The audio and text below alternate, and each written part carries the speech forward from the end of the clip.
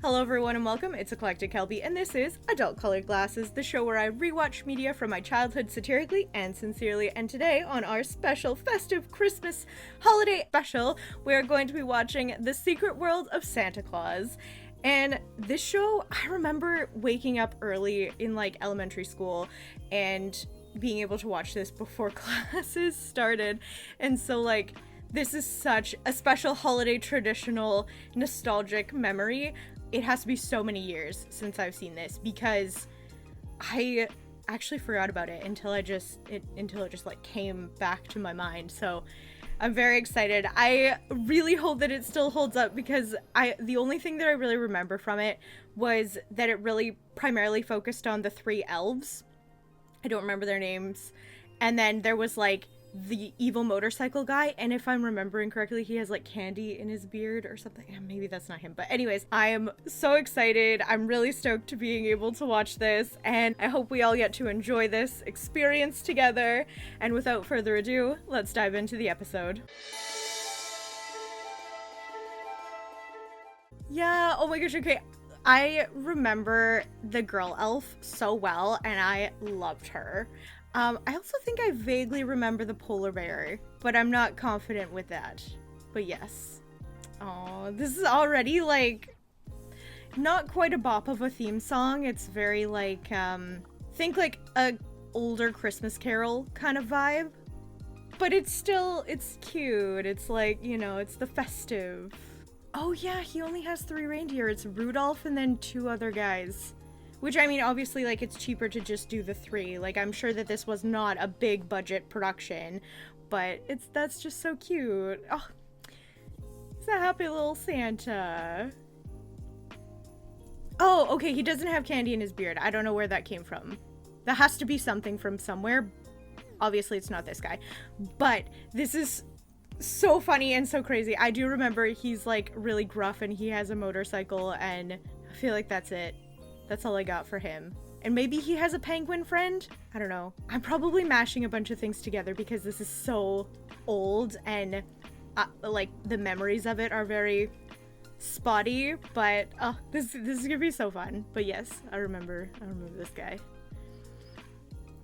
Oh no, it's not a penguin, it's this guy. Oh, he's the rebellious elf. Oh my gosh, that's so funny. Where was the penguin from? The penguin was the Whoopi Goldberg cruel ice queen, whoever she is. This is her. Anyways, that Rudolph and her penguin. I don't know where the candy beard came from though. That has to be a thing.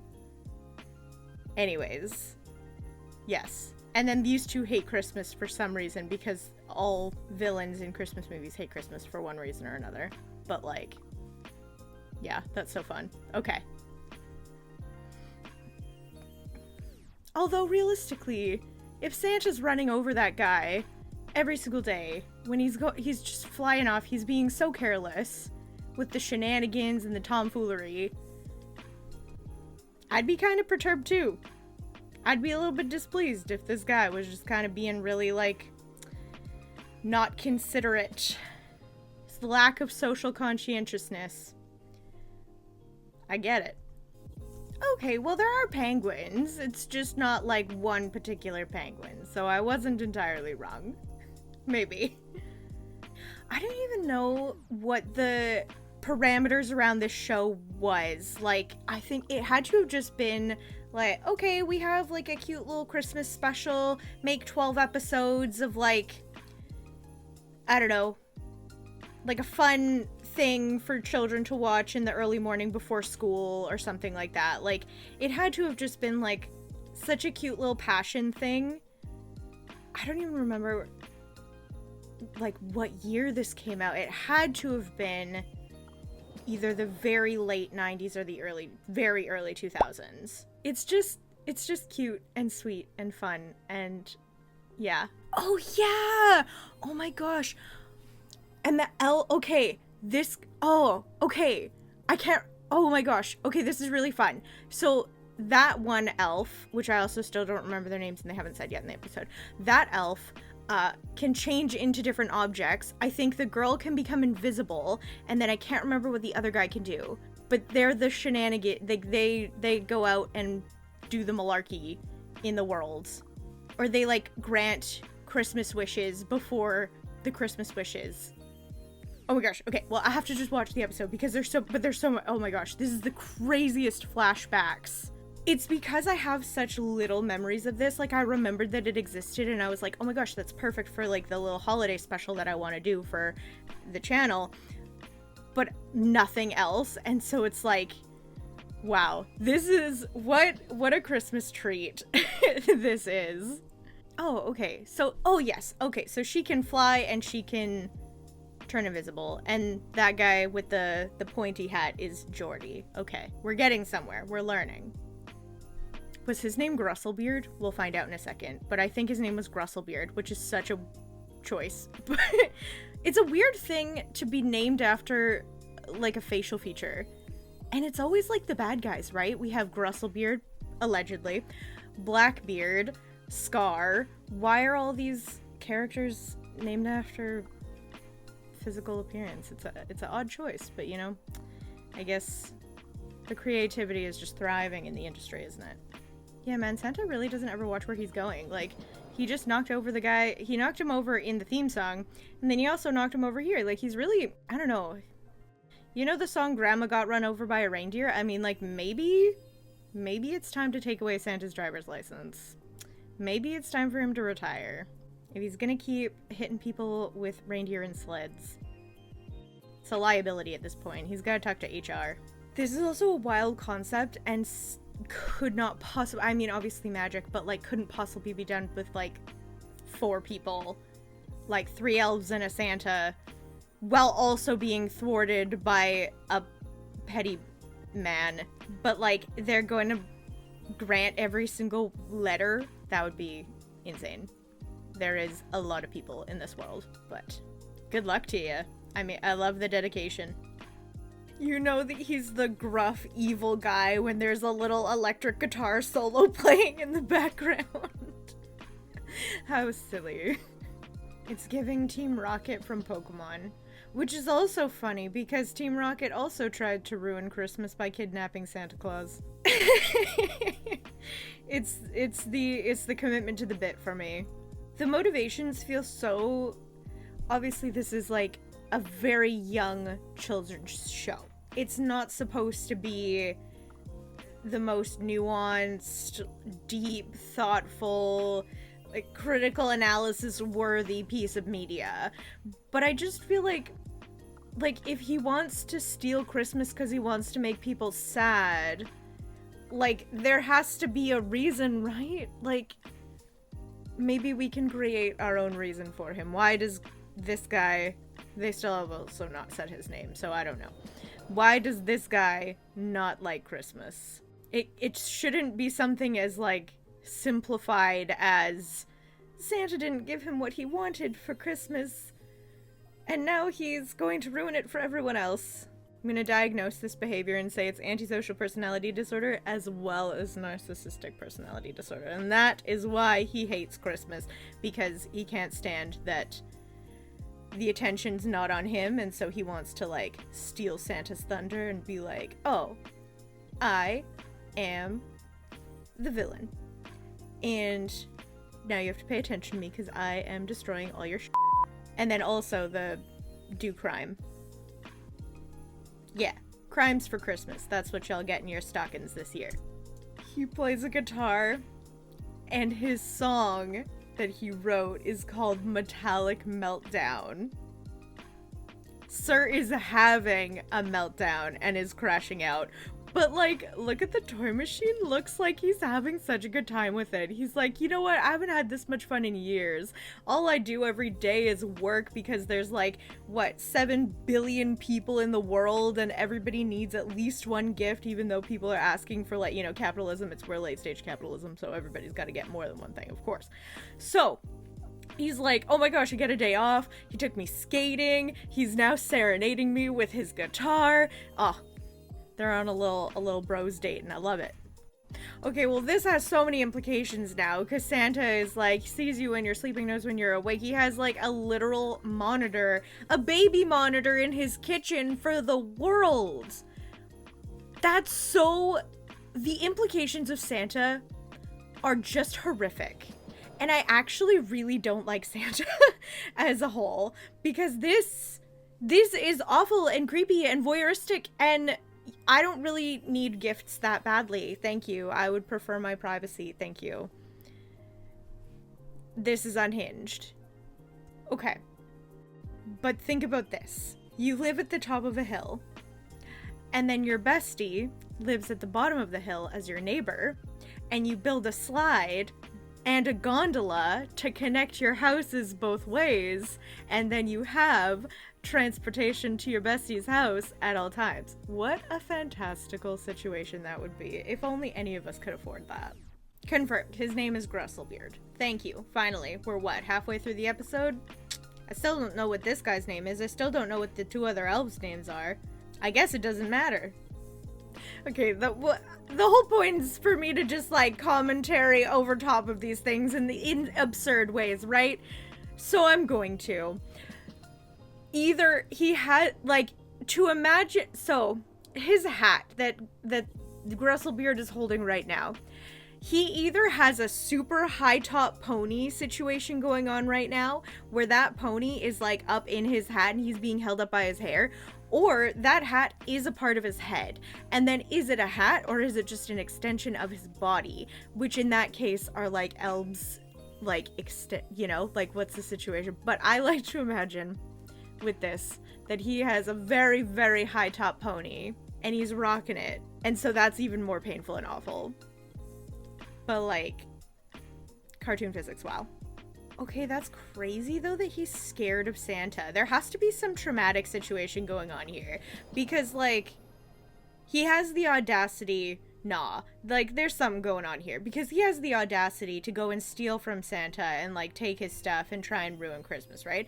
But then he is, like, actually, like, physically shaking. So he's terrified. So if he's, like, is Santa, like, that powerful in this that he's, like... Because it can't possibly just be, like, oh, Santa's mad at me, I'm not gonna, like, I'm gonna get coal for Christmas. Like, it can't be that... Like, it's not that shallow in this particular instance. Like, if he's that scared, watch out for Santa and his baby monitor to the world. Oh, that's so cute! They had FaceTime before we had FaceTime! Santa has to have the most insane core strength. I mean, checks out. That's a lot. But, like, good job, Santa. Yeah, that's pretty messed up. The implications of that, because, like, there's no possible way. Even if you were, like, working every single day, 24/7, there's no possible way within, like, a 364-day window that you would be able to produce anything. Not even half enough to go around for the world. So, yeah, that's kind of devastating, isn't it? Yeah, bro, literally, okay, you know what? Hold on. He's flying, he's off, he's doing his thing. Bro is constantly running over this man.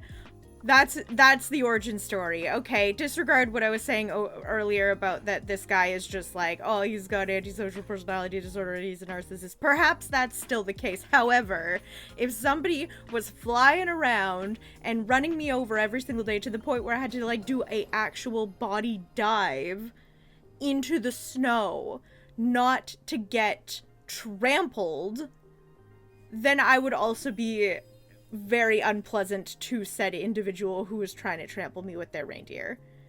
That's so unhinged and that's so rude. Like, there's just no conscientiousness or awareness. And I don't really care that, like, Grustlebeard's supposed to be the bad guy. Like, if you're either negligent and not paying attention and then, again, revoke the driver's license, or you're doing it on purpose and then you're malicious and then you're not a good-hearted Santa Claus like everybody thinks you are. So either way, Santa is in the wrong in this particular instance. And that's the callback to earlier when this guy's shaking with fear like, oh no, Santa's at my door. Is Santa? Santa is the criminal. We all knew it. We've known it for a long time. Santa is the problem. Magic reindeer can breathe underwater, I guess? Okay. Oh, they're just very good at holding their breaths. Why didn't they get like a little something too? Santa's got magic. Why are you disrespecting your employees? Santa's the problem. This is what I'm saying. This is also crazy. This is crazy. Santa has access to exorbitant amounts of money with all this magical crystals, and there's like literally all of it. He could end world poverty, but then maybe he wouldn't be needed because people wouldn't be like, oh, Santa, please fulfill my wishes. You're the only one who can because I have not enough funds to do the things that I want to in my life and in the world. And so then he's like, haha, I have a purpose. And it's very questionable. That's a very hot take, I feel, but no, if he has a magical cave with a bunch of crystals that are probably worth a lot of money, think about, like, diamonds are worth a lot of money, magical crystals would be equivalent, I'm sure. He could literally change the scope of the world. And yet,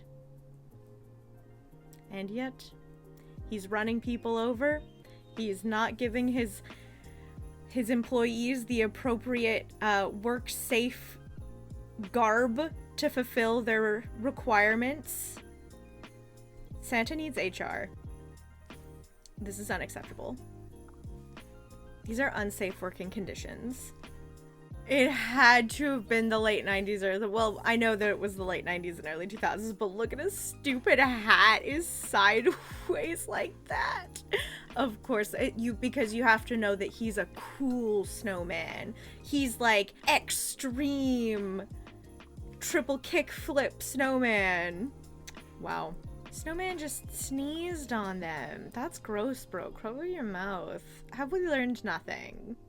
This is crazy. Look at this giant bat chasing her. Like, that's very terrifying. The snowman was so angry that Santa had tossed a little snowball at him that he ran into a wall and ended himself. There are better ways. Go to therapy. That's too much. The pile of snow that was the snowman has now turned into little tiny snowmans. The regeneration power of snow, I mean, I guess. Wow. Yeah, okay. Oh, of course, and then their little hats, because, you know, they are a part of the X Games Extreme. They're cool snowmen.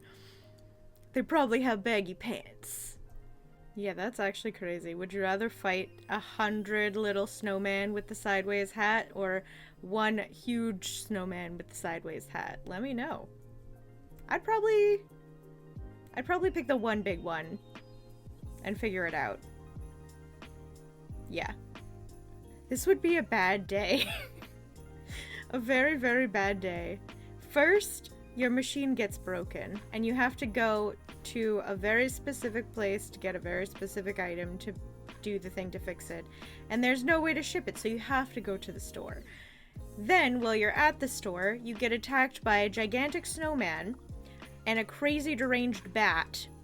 And then after you have this encounter with the snowman, he actually takes himself out and then makes himself into 100 baby snowman.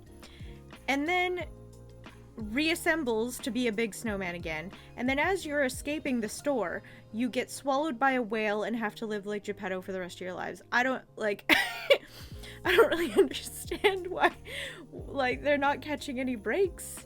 There's 2 minutes left of this episode. I thought that this was, like, standalone episodes, not, like, an episodic continuation, so they have a lot to wrap up in 2 minutes.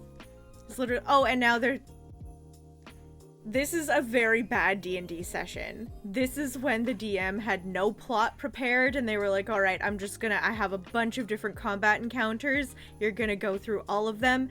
That's it. Have fun. Let's rock. This is unhinged. Also, I feel like, well, and he also just lost the pearl, so that's a bad day again. But I feel like if everybody hates Santa so much that they're literally trying to cause him violence, what is wrong with Santa? You know, we all are like, oh, you know, like, it's that one person, but, like, if everybody doesn't like that one person, maybe it's Santa. I don't know. Maybe Santa's the problem. Cute. Well, that was it.